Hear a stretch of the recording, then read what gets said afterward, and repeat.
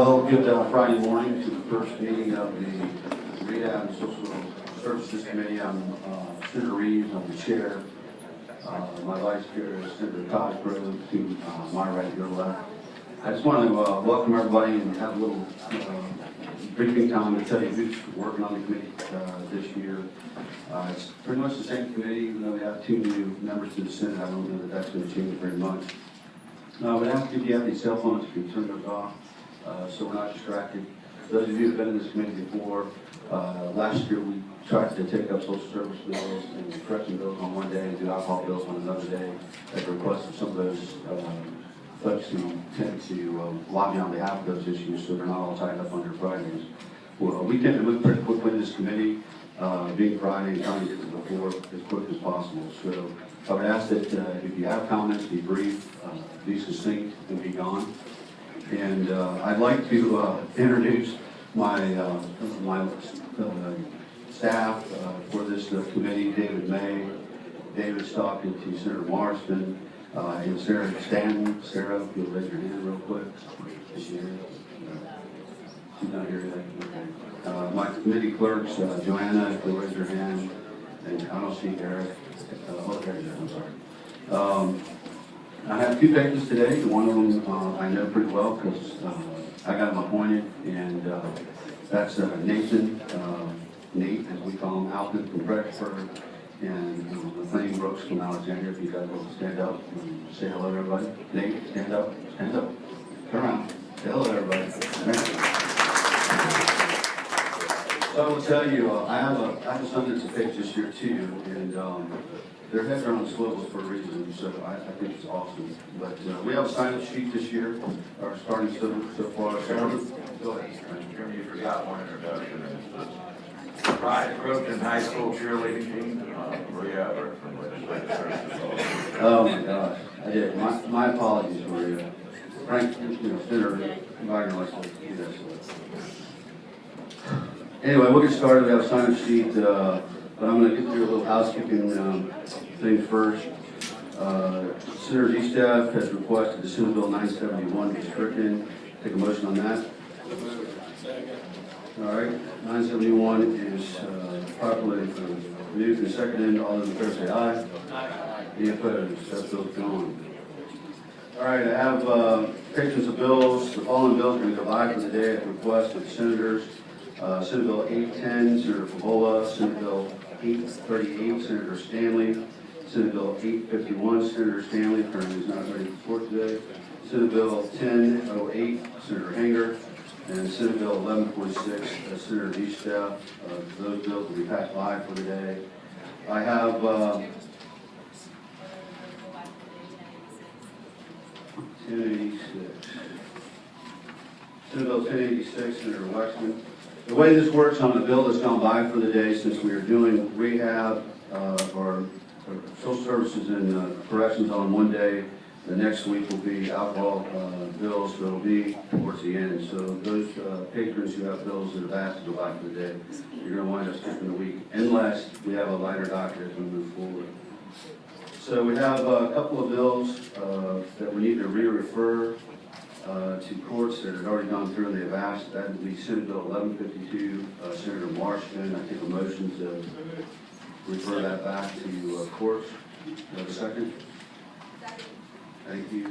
So all those in favor of referring to 1152 back to courts, say aye. Aye. All right, that bill's going to go. Okay, Senator Deeds, you're up. Committee brings attention to Senate Bill 1063. 1063, and there's a substitute on this chair. Okay.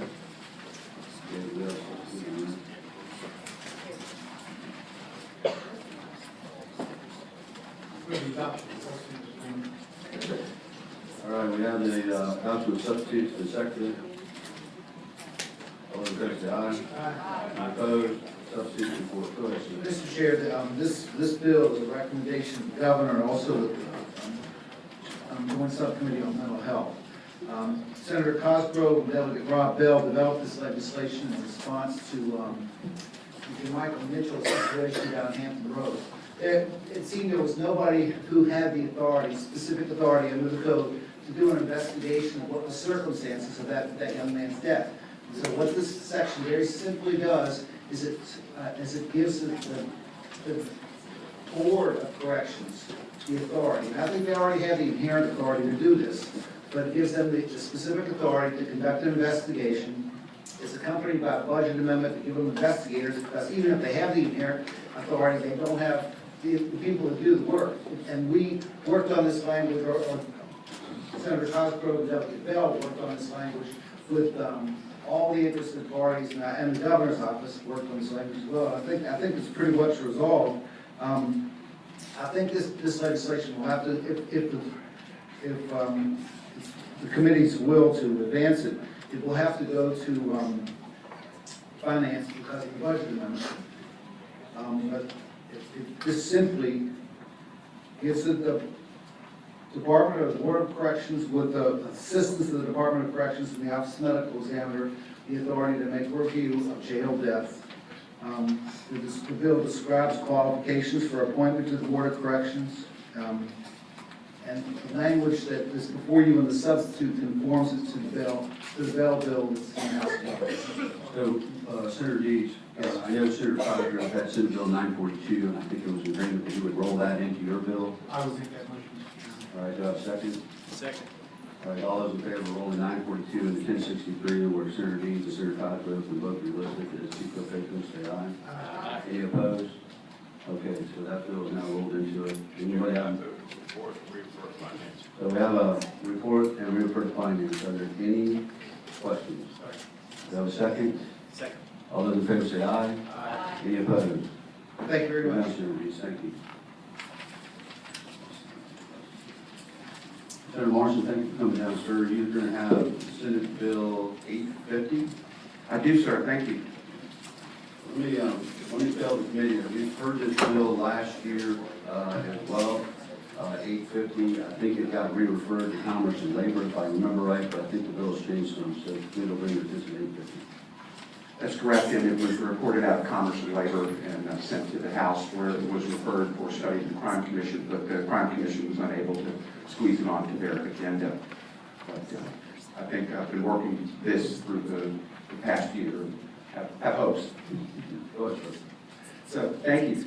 This legislation seeks to provide correctional officers with a similar procedure that other public safety officers have when an allegation is made against them.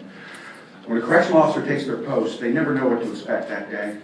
Exercising dominion over other human beings is a dangerous and stressful business. The job they do is equally dangerous to any other public safety officer and just as likely to have false allegations made against them by inmates. Convicted felons often make allegations for many different reasons. Some are legitimate and deserve the full weight of the law and protections. Some complaints are made for nefarious reasons. Any charge against a correctional officer carries with it serious consequences. Language in the legislation ensures that this procedure is not in effect for any criminal investigations. That's an entirely different procedure. These officers are severely understaffed and overworked. Currently, during an investigative process, the officer has no right to representation and has little to no due process. This legislation would give some of the Commonwealth's most valued employees who do some of the toughest and most dangerous jobs the protection they deserve. This legislation would create a procedure that would include, 1, any questioning shall take place at a reasonable time and preferably when the correctional officer under investigation is on duty. You know, many of these folks live over an hour away from the correctional facilities they work in, and conducting these investigations while they're at work is an important courtesy. The correctional officer can have a representative of choice present during such questioning only as an observer. The correctional officer shall be notified in writing of all charges. The correctional officer shall be given an opportunity to respond orally and in writing to the charges with the help of his own expense. Whenever a correctional officer is dismissed, demoted, suspended, or transferred for punitive reasons, he may request a hearing. At the hearing, the correctional officer and the agency shall have the opportunity to present evidence, examine and cross-examine witnesses. The correctional officer shall also be given the opportunity to be represented by counsel or a representative of choice at the hearing. The hearing shall be conducted by a panel consisting of 1 member from the agency, selected by the grievant, 1 member from within the agency, appointed by the agency head, and a 3rd member selected by the 2 members. The legislation would not prohibit informal counseling of a correctional officer by a supervisor in reference to a minor infraction, a policy or procedure that does not result in disciplinary action being taken against the correctional officer. And these opinions, these recommendations made by this panel are advisory only. They should be given significant weight, but they are advisory. Final determination is still left with the Department of Corrections. Last year, I worked on this bill to take all costs out of it in terms of the time frame so that people aren't sitting home on administrative leave being paid for not working. And that's the bill, and I would appreciate your consideration. Thanks, Senator Marston. Is there anyone who wishes to speak to the bill from corrections possibly? Come on. Senator Cosgrove. I just want to advise everybody here, those of us who work with the Dice Region, all these proceedings are being recorded. Okay? So if you're worried about being on camera or whatever, just understand that all of these proceedings in every committee in the Senate are going to be recorded. Just a little advisory for everybody. Thank you. Thank you. Yes, ma'am.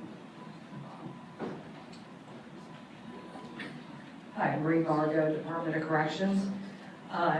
We do not currently have a position on the bill, but I just wanted to make sure that the facts are out there. This bill expands the protections for just one class of state employees. Correctional officers with other state employees are currently afforded procedural protection under state law, DHRM policy, and DOC policy that allows for due process, appropriate hearings, and grievance remedies. The hearing process in place for non-probationary state employees under the state grievance process is more advantageous to the employee than the one in this bill. The finding of the proposed hearing panel is only strongly advisory, while the hearing decision of the state grievance process is binding. And the bill allows for the selection of a hearing panel, a practice abandoned by the state in 2004 as too costly, overly burdensome, and cumbersome. Reinstating panel hearings for more than over 7,000 correctional officers is not prudent or fiscally responsible. The bill went from a 5-day now to a 3-day minimum response time, but it's still a significant increase over the pre-disciplinary pay time that we currently have with the state grievance procedure with a minimum of 24-hour response time. Again, this bill would allow over 7,000 correctional officers to have the option to choose which hearing process they would use. Managing dual systems for different groups of employees, as well as managing system choices specifically for correctional officers, would be difficult for administrators to effectively manage. Thank you. I have one question for you. Is the rate of complaints higher for correctional officers due to the nature of their duties compared to the other state employees? Would you agree to that statement? I don't have the data with me, but they are our largest group of employees within the Department of Corrections. But would you agree that the nature of their work would probably allow them to have a lot more complaints based on the nature of the work that they perform?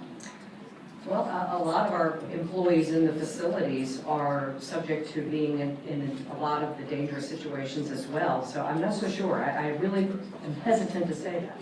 Okay, thank you. All right. Mr. Chairman. Well, let me start with Senator Bishop.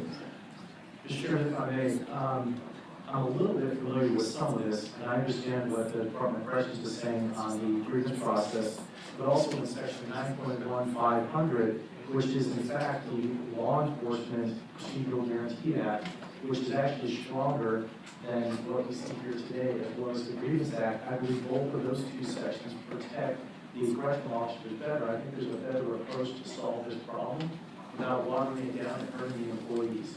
So I really think that this goes the wrong direction with protecting our correctional officers. They are part of the LEO, what we refer to as LEO, so they really should be covered under a different section of the code. Or even today, they have stronger under just the general employee Grievance Act. They're protected better under that. So I think this actually reduces their rights instead of helps them in that direction. Thank you, Senator Lowell. Well, I guess my question has slightly different into it. Is there something that's more advantageous, Senator Marston, in your proposal than what currently exists? Is there a particular problem you're trying to fix that's not being, that's not? I think this enables correctional officers to get at very quickly the root of the issue that's been presented to them in terms of something they've been accused of doing, and gives a procedure to deal with it quickly without going through the very lengthy, processes that the state does, provide for them. I do have some experience there around the Department of Juvenile Justice, and every morning I came to work, I had a stack of complaints against correctional officers in the juvenile system, and I was much, much smaller than the Department of Correction. It just is an ongoing thing. It would be great if the facility could deal with these things in an expeditious kind of way before getting into the more elaborate procedures that the state provides, so that these things can be dealt with. And I think it's a good mechanism to have. Certainly, I've been approached by the Correctional Officers Association to introduce this legislation, and they feel it is an added protection for them, and gives them a chance to make their case heard quickly and to get before administration with their side of the story. Mr. Chairman. Who was that, Senator Black? Senator Black. I'm a little bit confused. There was a comment made about dual systems and this potentially being a complicating factor because there be dual systems. Could you touch on that, please? Absolutely. Currently, all state employees are covered under the statewide grievance procedure, including correctional officers. So they have protections as every other state employee has right now. If we are to have two separate systems, one that is optional for correctional officers, it's not, they can choose whether to go into the Procedural Officer Guarantee Act, or they can just use it as a regular grievance. But maintaining two different systems with two different time frames and different protections would be an administrative burden. Mr. Chairman. Senator Mizzou. Senator Marsden, I know you know that since you were at TJJ, we eliminated most of all those facilities, so you wouldn't even have anywhere to go now, since we only have 1.5, and by the end of the year, we'll only have 1. But I do think that this creates some additional burden. One of the things I think we should be looking at through the entire legislative process, and certainly the budgetary process, making sure that we're doing things for our current state employees in the proper way. I'm not convinced that this actually improves their cause, so they're creating new programs. So, Mr. Chairman, I move that we pass it by the year. Okay, I have a motion to pass it by. I have a second. All those in favor to pass it by for the year, say aye. Aye. All opposed? Make your nose, you'll push your hand down. Thanks. Thanks, Senator Martin. Thank you, Mr. Chairman. Okay, next up is Senator Pavola, Senate Bill 830, food stamp sellability. And if it's reported, it has to go to Senate Finance. Mr. Chairman, I have I have a total of 5 bills before the committee. Do you want me to put them all together, or do you want me to just do this one now? Let me see, I think all of yours will have to be re-referred to finance. They're going to cost money. So, yeah, we can get, let's go for it. Do you want me to start from those? Start with 830.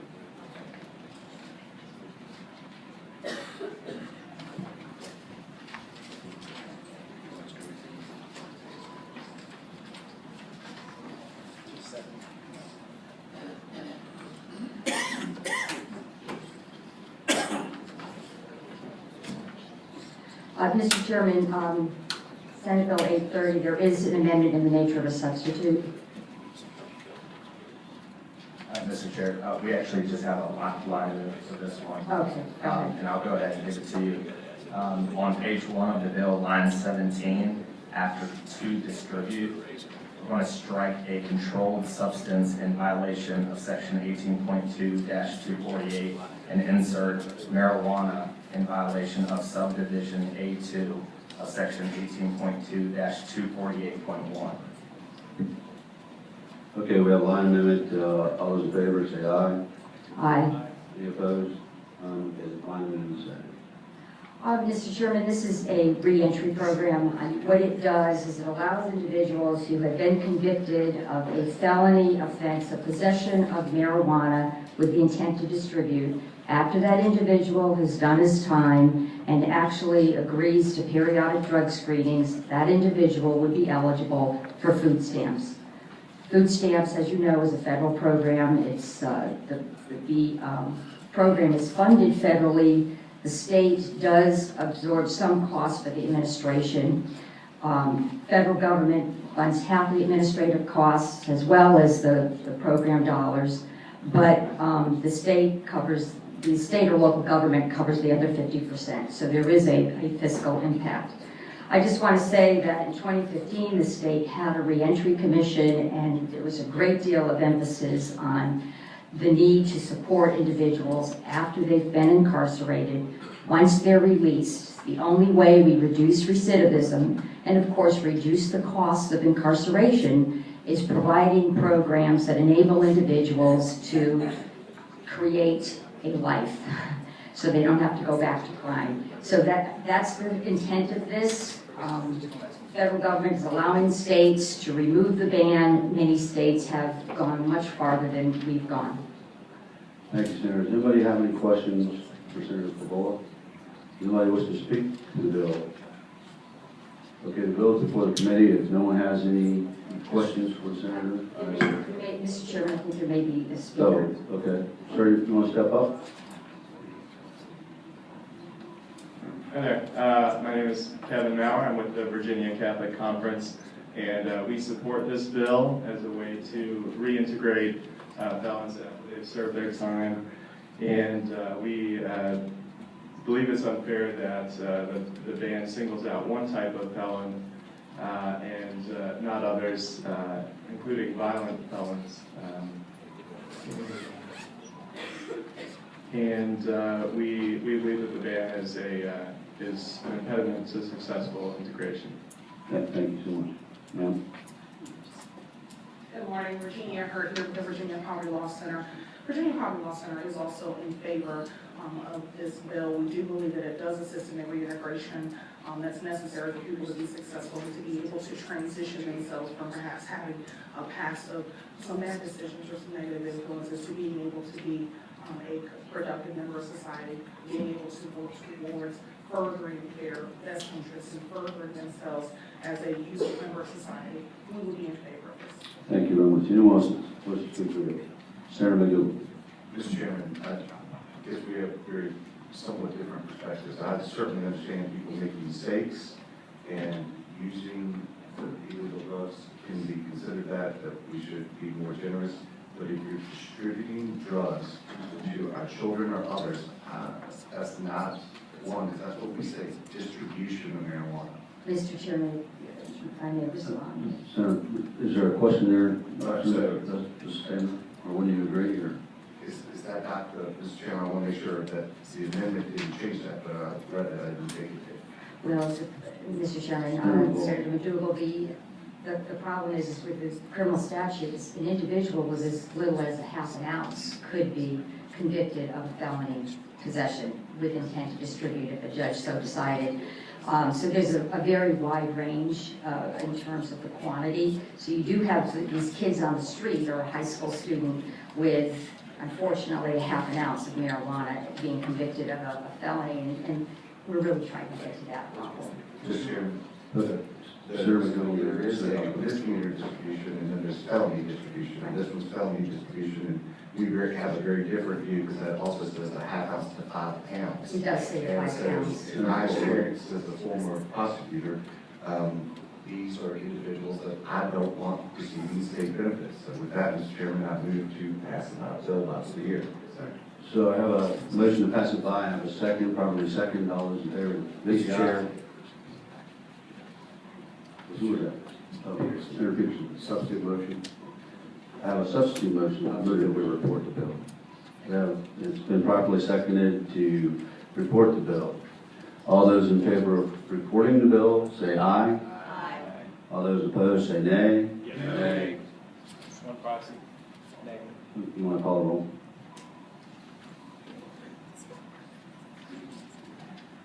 Senator Hanger? No. Senator Wagner? No. Senator Locke? Senator McDougal? Senator Black? No. Senator Favola? Aye. Senator Wexton? Senator Peterson? Aye. Senator Chapin? Nay by proxy. Senator Cosgrove? No way. Senator Vance?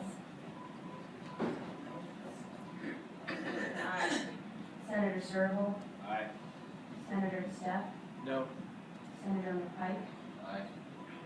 and Mr. Chair, Senator Reed. Chair votes no. Sorry, Senator Pavlovic. Mr. Chair. I apologize, point of order. We have a proxy vote, but I don't think we ever took a roll call, so how do we have a proxy vote? Roll call.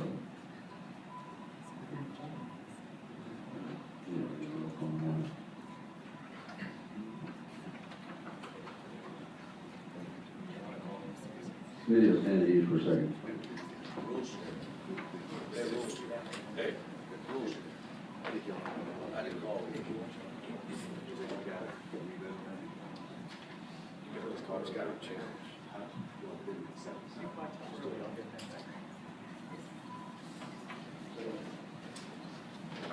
Okay, committee will stand at ease for about 5 minutes until we get Senator Chapin back down here.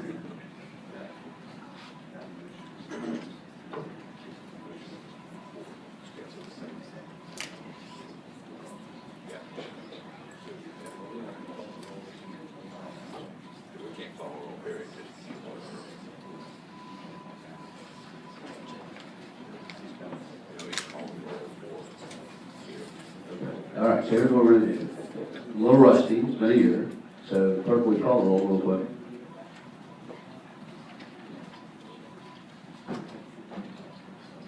Senator Hayner, Here. Senator Wagner, Here. Senator Locke, Senator McDougal, Senator Black, Senator Pavola, Senator Wexton, Senator Peterson, Senator Chapin, Senator Cosgrove, Senator Dance, Senator Servo, Here. Senator Steph, Here. Senator McPike, Here. Senator Reed. Okay, so reminds one, he'll be here in a second. So as the committee stands at 7-7, the motion on this committee at this point for this bill, if you're okay with this, Senator Peterson, is to pass the bill. And you want to call the roll?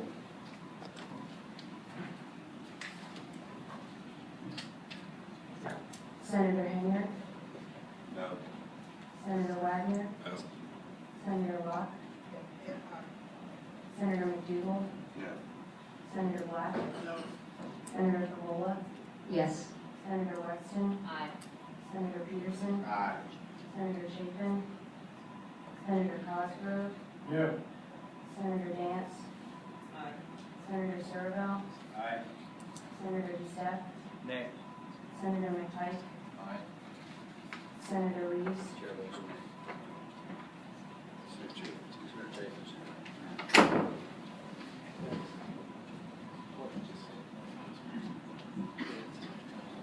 Senator Chapin, we have Senator Pavola's bill 830 before the committee.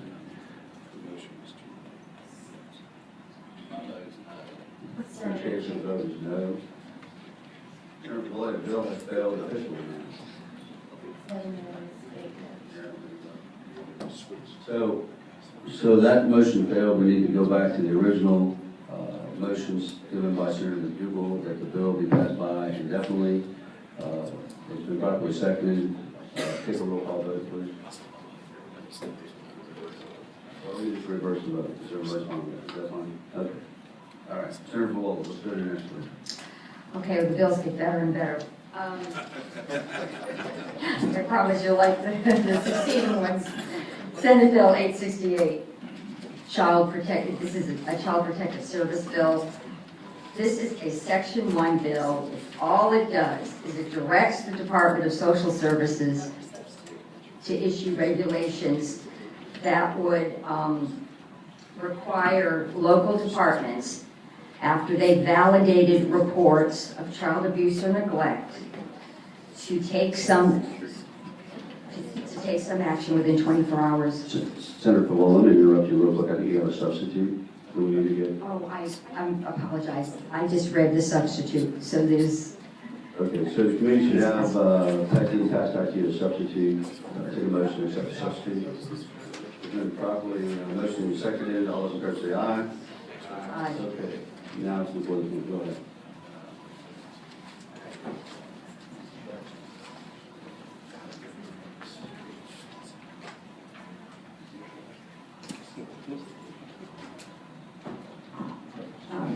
since it's 3 lines, and I just explained it to you, I would just say that this bill has come out of a work group of which I've participated, the 3-branch institute, members of the legislature, the executive branch, of course some advocates, and our Department of Social Services. This has been a national movement to actually improve health outcomes. And in Virginia, we need to improve health outcomes for children. In fiscal year 2015, we had 22 children under the age of 1 who actually died. And if you look at our other statistics, we do have a higher than average death for children 4 years of age or younger. You know, the fatalities nationally would be 2.1 per 100,000 children, and our fatalities are 2.8 per 100,000. So it was the conclusion of the work group I participated in that we really needed to focus on these 1-year-olds. And I respectfully ask that you pass this bill. Mr. Chairman. Senator Magoo. Senator Favola, this is an idea that I think is actually a really good one, unlike the last one. But a couple questions I have. What is a valid complaint versus an invalid complaint? There's a process that the local protective services folks go through to validate a complaint, and I will defer to Carl Ayers to explain what that process is, but it is done at the local level. Mr. Chairman, while he's answering that, the next question is going to be, when are we defining receiving? So is when somebody leaves an anonymous message on the hotline, and then the night before or Christmas Eve, and nobody's working until Monday, so is it Monday as our time frame? How are we making those definitions? Sure. Good morning, Carl Ayers, Director of Division of Family Services for the Department of Social Services. 2 responses to your 2 questions. A valid complaint is there are 4 criteria for that valid complaint. Number 1 is that there's an allegation of abuse or neglect that occurred, that abuse or neglect was perpetrated by a caregiver, that the child is under the age of 18, and that you have jurisdiction to respond to that complaint. So that's the 4 validity criteria that exists in code. Specifically to your question about responding to that is we're required to run 24/7 responses. So not only is our hotline 24/7, but also each of our 120 local departments has to have somebody on call to receive that information. So our goal and our turnaround is usually about 15 minutes from the time we receive a complaint at the hotline to the locality to begin making that determination. Mr. Chairman, Senator Favola. I would just want to add that some of the questions you raised and questions others might have would be addressed through the regulatory process. So stakeholders would be at the table and we would be hammering out the actual specifics. Mr. Chairman. Senator Black. I'm just curious, it would seem to me that this is already underway. What does this do that existing procedures do not accomplish? Mr. Chairman, Senator Black, what this does is it puts a priority on acting. It's saying that you must act on a valid complaint if the child is 1 year of age or younger. Right now, we're not, if you will, prioritizing any age groups. This bill would direct the department to come up with regulations specifically directed for children 1 year of age or younger. This just works when the criminal statutes, do we say 1 year of age, or younger, or do we say less than a certain time frame to make sure that some people aren't interpreting it as 1 year, 11 months, and some people are interpreting it as 11 months and 28 days? Just maybe somebody could look at that and make sure we're using the same words, because I'm not 100% sure. It's just worse, but it's not. Senator Favola, are you comfortable with Senator Magoo's wordsmithing? You want to make that? Yes, we certainly want to be consistent. Again, this was just direction to the department. If we could address this question now, I would be happier. All right, is there anyone, while Senator Magoo looks this up, to wordsmith, wish to speak on the bill? Please step forward.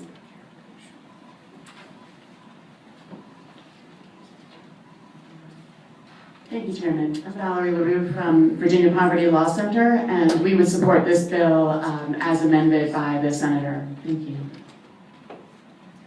We believe that it would do exactly as the Senator suggests, which is just that it would prioritize infants rather than just putting them into the sort of the general population of people to be investigated. Thank you. Anyone else? All right, we'll stand by for a second. Actually, while Senator McDougal's doing that, I'm going to go back, thanks to my good friend, Senator Peterson. He was always sharp attorney, and come back and have the committee revote. So I want to bring it up. Chairman, you have a speaker. Stand by, let me just clean up a little bit. The committee heard Senate Bill 850. It was passed by indefinitely before we had the roll call. I would ask that for a motion to PPI that bill. Then motion second. Second. Senator Black seconded. Senate Bill 850 was PBI. All those in favor say aye. Aye. All those opposed say no. I'm assuming, is that the whole side? Okay, so clerk, mark the roll.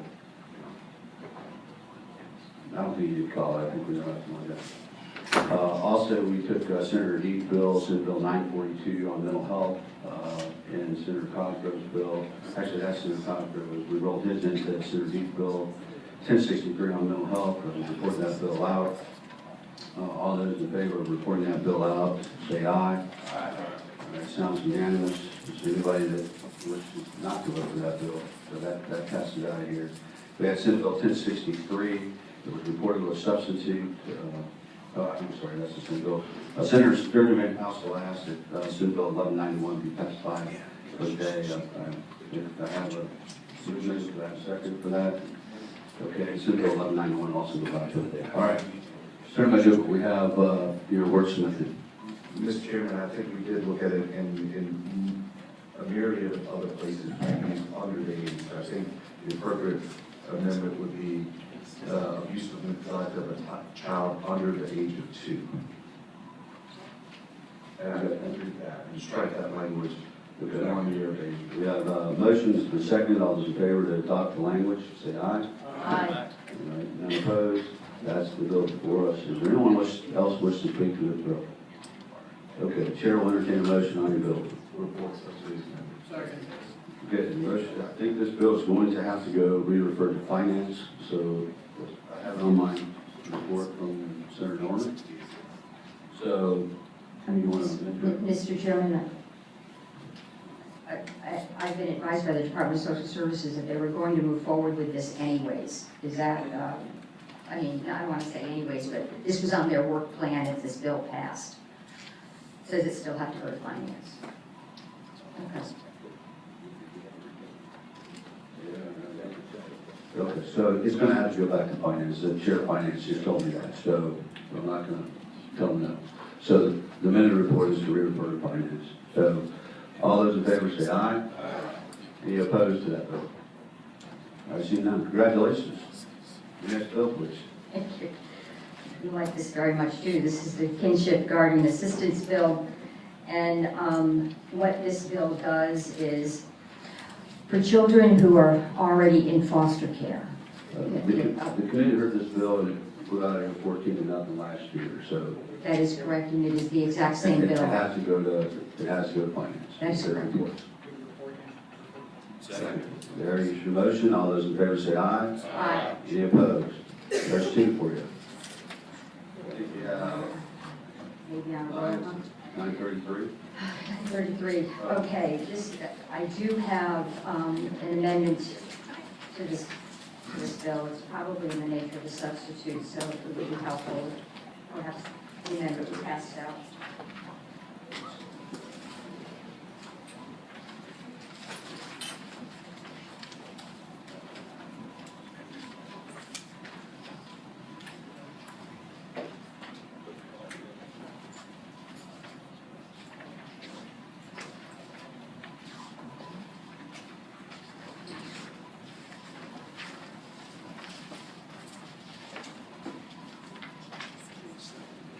Mr. Chairman, move to adopt. Okay, I have a motion to adopt. It's been seconded. All those in favor to adopt the substitute, say aye. Aye. Any opposed? Okay, substitutes before us. Go ahead. Okay, Mr. Chairman, what this bill does is it require first-time employees who work in our local jails and local correctional facilities to actually undergo training in the area of mental health or substance abuse disorders. So the intent would be that the individuals would learn how to identify and how to assist individuals who are suffering from a mental health or substance abuse disorder. And then there's a second clause that actually states that current employees of these local jails or facilities should go through this training as well when dollars become available. So we're trying to get the new employees prospectively, and then as the state and local jurisdictions find dollars, current employees would go through training. This bill, of course, is intended to make our jails function at a higher level. The Jamichael Mitchell case was a very unfortunate and hard-hitting case. A lot of the activists, myself included, were very distraught over it, and we felt that it was time that we really did require mental health training. This should not be an extensive local burden. New jail employees are trained anyways, and we believe that some jurisdictions are doing this mental health awareness. Senator Senator Paul, this is the classic definition of an unfunded mandate to our localities, to our sheriff's departments. Some of them have up to 500 deputies, some have very, very few, but they all have a local jail or a regional jail. And I know every time something comes up, everybody mentions okay? And it was tragic. At the same time, this is a substantial burden on the localities with no money going with it. Mr. Chairman, Senator Cosgrove. Well, again, this is just for new employees, and my understanding is that the new employees go to these regional criminal justice academies where the state provides the training. There may be, the local jails will have to allow some time for the individuals to go, but this is more of a state resource question than a local resource question, with the exception of the time that the individual has to go for the training. There will be other people here who can address this in more detail if you wish. Mr. Chairman, I love the concept, but I tend to agree with Senator Cosgrove that it does have money implications, and I happen to sit next to Chairman of Finance who said he wants to see it in the Finance Committee, so I would move to report and re-refer to Finance. So the motion is to report, it's been seconded, refer to Finance. Clerk call roll. Senator Hayner. Aye. Senator Wagner. Aye. Senator Locke. Aye. Senator McDougal. Aye. Senator Black. Aye. Senator Pavola. Aye. Senator Wexton. Senator Peterson. Senator Chafin. Aye. Senator Cosgrove. Senator Vance. Senator Surville. Aye. Senator Steph. Aye. Senator McPike. Senator Hughes. All right, bill passes and refer to Finance. Mr. Chairman, Senator not to prolong the meeting, but this is part of the overall debate that I think we're going to be having, particularly in public safety and finance, of what's the best direction to tackle this problem is. My conversations with numerous jail superintendents and sheriffs, and I see John James, Jail Association is here, is that the issue is not as much identification when the individual comes in with an acute substance issue or acute mental health issue, or what resources are available to help that person once they come in. So I think it being in finance is an appropriate direction because we're going to be looking at the resources available and making some local decisions about how best to utilize those resources and try to get the best mental health and substance health available appreciate that. Thank you. Senator Bull, I think you have one bill left, 1149, is that right? I do. This bill came out of the Commission on Youth, and it was a unanimous vote out of the commission. And what this bill does is for former TANF recipients who are now in the VIEW program, they're going through the workforce/educational training program. Some of our former TANF recipients are in 12-month programs, certificates, or trying to get a certificate in a trade.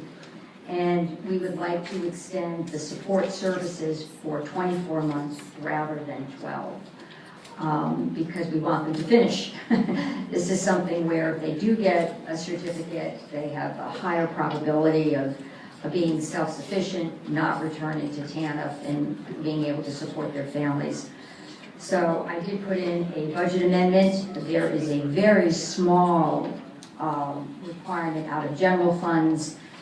The bulk of this money would come from TANF dollars to pay for those support services.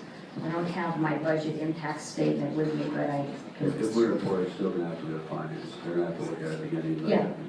Yeah, but it's a very good idea. Anybody on the committee have any questions for Senator Bull on this bill? Everybody understand what it does? Okay, we have a properly motion seconded. All those in favor to report and refer to finance, say aye. Aye. Any opposed? Senator Blackson. I think that's it for you, Senator Bull. Thank you, Mr. Chairman. Okay, we're up to Senator Waxton. Senate Bill 897. Child care providers. And I think there's a substitute for that, David.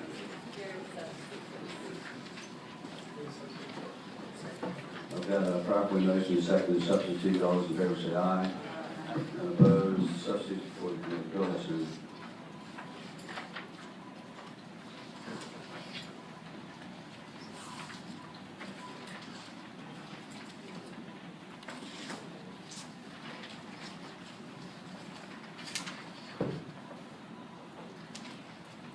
Thank you, Mr. Chairman, members of the committee.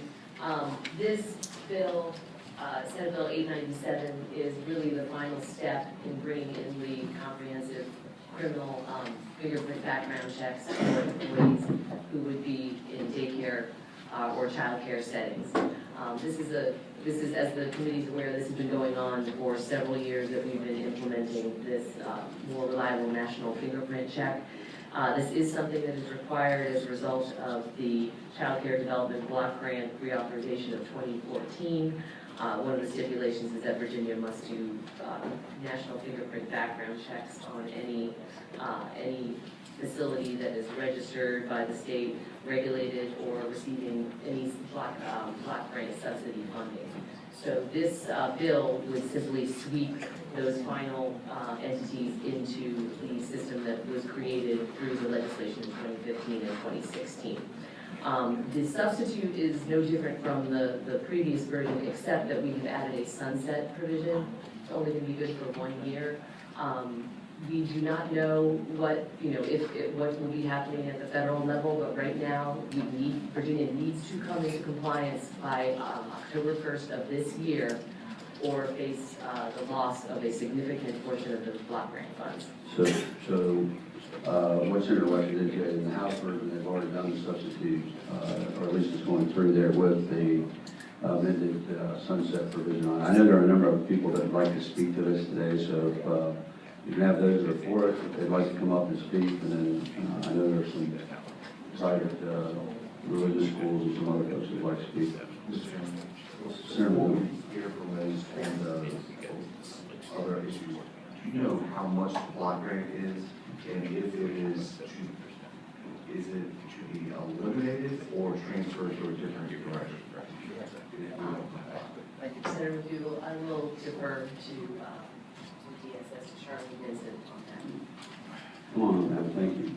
Can you address Senator McDougal's question? Yes, I can. Charlene Vincent, I'm the Director of Children's Licensing Programs at the Department of Social Services.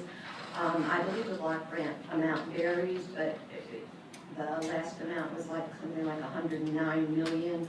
The penalty for not doing backgrounds would be about 5% of the total block grant that Virginia receives, so that could be somewhere around $5 million. Mr. Chairman, Senator McDougal. in some of the block grant penalties, it gets deferred to a different type of program. I know we've seen that in seatbelts and some others, that if we move from one line item to a different line item if you don't comply. Is that the case with this particular block grant, or do you know? I'm not sure, but it's, what I've been told is that it's if the background section is not complied with, it's a 5%, so that's, Thank you. Does that answer your question? No. Okay. All right. Next man, come on. Good morning. I'm Emma Griffey with Voices for Virginia's Children. We represent the needs of families that need access to affordable, high-quality childcare as well as safe childcare. I wanted to remind you all that you've passed this bill for the last 2 years, and I wanted to remind you of the stories that you've heard of families who need safe childcare. You may remember Ellie Watkin, who came to speak to you about her 12-week-old daughter, Camden, who died in a unlicensed child care facility where she had her provider check with a name-based background check. We used an alias for that name, and then it came back she had several felonies. Unfortunately, her daughter died in that unsafe child care. This type of fingerprint background check would fix those problems. Many of the individuals that we have that volunteer or work with other children are expected to have this fingerprint background check. This will help us meet those federal requirements and ensure the safety of child care. I encourage you all to pass this bill within this year. Thank you. Anyone else? Anyone else was interested? Again, I'm Charlene Vinson. I'm the Director of Children's Licensing at DSS, and the administration does support this bill. Thank you. Next. Come on, sir. Thank you, Mr. Chairman and members of the committee. I'm Dan Zacharias, Director of ODAX, and our church-run daycares operate with a religious exemption from licensure. We do background checks already that are effective for us. None of the incidences that Emily refers to happen in our centers. Our primary objection is the idea of placing a requirement on non-recipients of the federal funding so that other people can get the funding. That to us is fundamentally unfair. I've communicated suggested amendments that would carve out non-recipients, and so that would be our preference if the bill were to go forward. Otherwise, we would hope that it would fail. Thank you. Pastor Eddie. Eddie Allen with Virginia Seventh Independent Baptist. I identify with remarks made by Dan Zacharias, and again, our concern is federal overreach and an abridgment of our religious liberties. Thanks, sir. Anyone else wish to speak to the bill? All right. If this bill passes today, it does have to be referred to finance. Mr. Chairman, or excuse me, Senator Anger. Thank you, Mr. Chairman. Began working on this issue, I guess about 3 years ago, Mr. Chairman. You chaired the subcommittee at that time. Did a lot of work with the issues that were on the table at that time. The reason that it was brought to my attention, I had a grandfather in my district who lost a grandchild. The child lived in Northern Virginia at that time, the grandchild. But a background check was done, but it was a name-only background check, and the person who saw it was operating the facility basically used an alias, and the child died. Okay, and we thought we had this fixed. Now we're in a situation working with the feds where they want the background check broadened. The Senate, I think it was 2 years ago, actually passed this which would have included everyone. And I have empathy for the religious run daycare centers. You know, it's one of those things where no matter what your religion or wherever, you know, there are people who fall short of what we would have expectations that they do. So I think we really, you know, this is we're compelled because we don't want to lose the money, but also from a sense of responsibility to children. I think it's appropriate, but I would like for it to go to the Finance Committee so we can have evaluate this, so I would move that with the report and refer to the finance committee. Okay, the motion is to report, the second, properly seconded, the bill before us. I have one more question. Is, and this is probably for the department, if you were to carve out as they requested, individual organizations which are not receiving any federal dollars, would that bring you into compliance, or would it still not bring you into compliance with the federal mandate? Charlene Benson again, Director of Children's Licensing. According to our records, the religious exempt community currently receives approximately, in the last 3 years, they have received $22 million from this federal program. So they are receiving money from this federal program. If the religious exempt facilities were carved out, they would not be eligible for this money, and I'm not exactly sure how else that would affect the state. Okay. So the bill is before the committee. Clerk, will you call the roll, please? Senator Hayner. Aye. Senator Wagner. Aye. Senator Locke. Senator Majewski. Senator Black. No. Senator Corolla. Aye. Senator Wexton. Aye. Senator Peterson. Aye. Senator Chapin. Aye. Senator Cosgrove. No. Senator Dance. Senator Servo. Aye. Senator Steph. Aye. Senator McPike. Aye. Mr. Chair. Okay, your bill passed, one finance. Okay, next we have Senator McPike, 1122, please.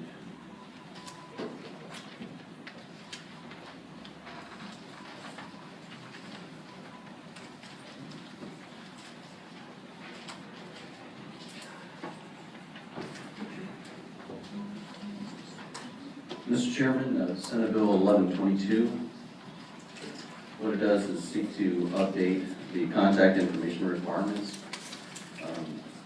Basically, our current code requires only the collection of the best available address and phone number, but any of you who've been to a doctor's office or dentist's office probably get text updates now or other updates in terms of just contacting basic customer service. So this updates our code to allow the collection point to occur, as well as identifying alternate means of contact. Okay, thank you, Senator. Does anyone have a question on Senator McPike, what this bill is on? Senator, Can they not ask for the email address or cell phone number now? They are not doing that right now, so. But it's not that they can't, it's that they are not. It's an important, they are not. I don't know, there's no provision that they cannot. But without this, it's pretty clear that it's not going to be collected at this point. And one of the key things that occurs is in terms of follow-up notice. Specifically, if you've moved during the 6 months or you've relocated, you get a return address, a return mail that occurs, versus having alternate contact information in your database. You can reach out and do some follow-up where there are complexities. I'm sure you get constituent cases and other complex issues that get booted around because of a lack of contact information. This simply broadens the database. Senator, do you have a follow-up question? Okay, bill before the committee. Mr. Chairman, I move to report. This seems pretty commonsensical to me. Okay, so do I have a second for that? Okay. Those before us properly second, all those in favor say aye. Aye. Any opposed? See no nays, you're approved. Senator Cosgrove.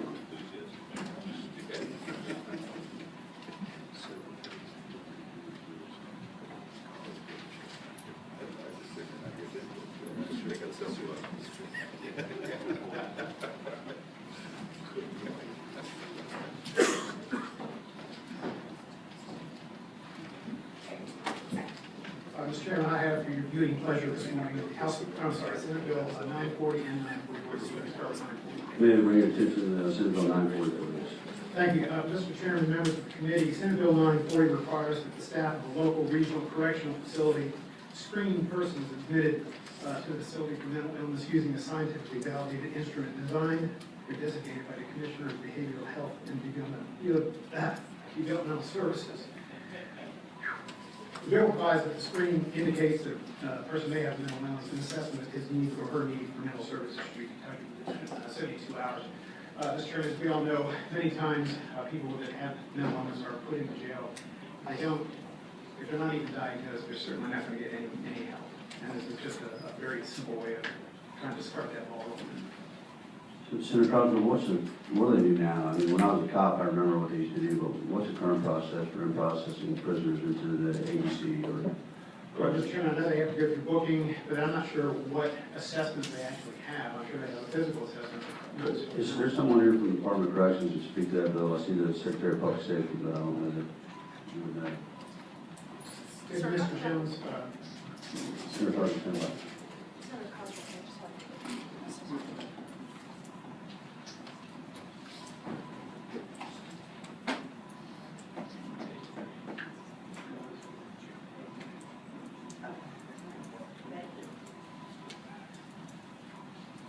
Morning, Mr. Chairman. I'm Jesse Jones, representing the Sheriff's Association. We support this bill. We've been working with the commission. Most of the sheriffs in the jails have a screening process now. This just makes it uniform and makes sure it's a validated screening process. Perfect. Anyone else have a question about this bill? Okay, bill before us.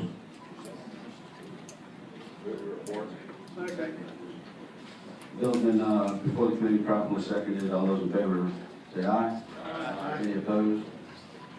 Okay, you're through on that one. Go ahead, sir. Thank you, Mr. Chairman, members of the committee. I should have mentioned that both Senate Bill 940, 941, and 942 that was rolled into Senator Key's bill were brought at the behest of the mental health working group for the last several years. So 940 goes into that bill? 942 was Stand Senator on Key's. or 9, okay, go ahead. 940 stands by itself, 941. Basically directs the Commissioner of Behavioral Health and Developmental Services in conjunction with relevant stakeholders to develop a comprehensive plan by November 1st, 2017 for the provision of forensic discharge planning services for local and regional correctional facilities for persons who have serious mental illness or are released from such facilities. Right now, these folks can just be released and they're right back on the streets and headed for a lot of trouble. So what this does would give a plan provided by the Commissioner by November 1st, 2017 on how to do that assessment prior to the release from a correctional facility. So, Senator, is there any cost associated with them developing this plan, or is it just a little extra work for them to have to do? It's just a little extra work for them to have to do, taking this sort of Well, I think it's important that you have some form of tracking and assistance to help these guys, a safety net here. So, does anybody else have a question for Senator? Mr. Chairman, we went through some issues a couple years ago when it was a different situation, but it was not a similar situation at the same time where we were dealing with federal detainers and what can a sheriff do if something is not done. So at the end of their sentence, if nobody's done it, the sheriff still is required to release the individual regardless. Does the language do anything to put that in doubt? No, sir. All it does is just directs the behavioral folks to come up with a plan on how to address this particular problem. It doesn't really go to the crux of do we let them out or not. Mr. Chairman, Sure. is there any penalty if they don't get it done in a timely fashion? I get that. Oh, you mean the study? This is just a study. Yeah, this is just a study by the director.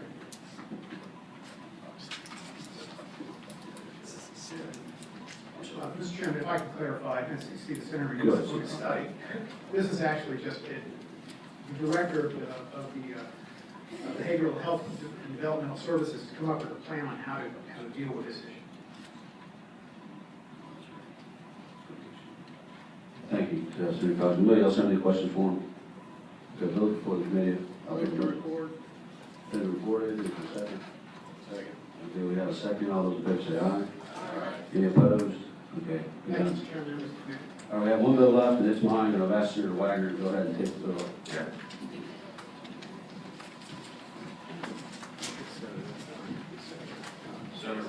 believe you have Senate Bill 1164. I do, Mr. Chairman. Pay attention.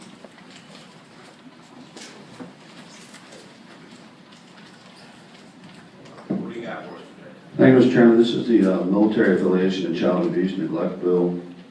It is actually one of the top 10 key issues for the Department of Defense for military families. Should this body decide to pass this bill through, we'll be make Virginia the first state in the nation to pass the Department of Defense top key issues for service members and their families. Many of you know that we did, a couple of years ago, we did a military child identifier, which we straightened up and got some standard operating procedures for our school systems to be able to start garnering the support we need for our children of dependents. This just takes it a little step farther, and what it does is it directs civilian child welfare entities to collect military affiliation as part of the child welfare and neglect cases, and it directs those entities to share that pertinent case file information for alleged and founded cases with the appropriate military authorities. So it's pretty simple. It's a pass-over to make sure if they do get that information with the military child identifier, they have cases where we have dependents of military, active military, that those cases are also fed to the proper authorities in DOD. I do have the Deputy Secretary here to speak on behalf of the bill, if you'll give them 2 minutes. Sure. Good morning. Good morning, Mr. Chairman, members of the committee. Jaime Areixaga, Deputy Secretary of Veterans and Defense. This bill is a governor's bill. Secretary Harvey and also are working intensely on getting this through, and we're grateful for Senator Reed's support. This is, as indicated, an important issue for installation commanders in the Commonwealth, as it is one of DOD's top 10 key issues for military families to support service members and families in the Commonwealth. At this point, as indicated by the Senator, Virginia has 9 out of the 10 top 10 initiatives of DOD, and the passing of this legislation would give us 10 out of 10. Thank you so much. We support the bill. Are there any questions? Senator Castro. Thank you, Mr. Chairman. Senator Hayes is known in the General Assembly as probably the foremost torchbearer for national defense and the armed services. I also want to particularly thank Senator Reed and Mr. Harvey, Admiral Harvey, for the work they've done every year for this type of initiative. So you have, as a veteran, I personally thank you. Thank you, Mr. Vice Chair. Let me just summarize real quick, Mr. Chairman. Sure. You know, we've done a lot, and we've always said, and it's bipartisan in nature, that we want to be the most veteran-friendly state in the union. If we get this, that'll make us 10 out of 10. And I want to remind the body or the members that in 2018, we still face potential BRAC, Basic Realignment and Closure Act, out of our 29 military installations. And every opportunity we have to make our military commanders and base commanders put us in a good light, Virginia, a good light. I think that means a lot to those folks north of the Potomac for the opportunity for us not to lose facilities or lose funding. So, plus it's the right thing to do. So, Mr. Chairman, that would be the vote. Okay.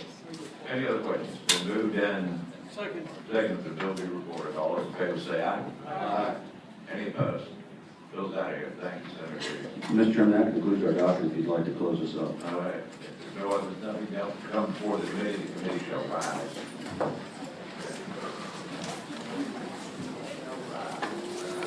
Good job last night. Yeah. You got it.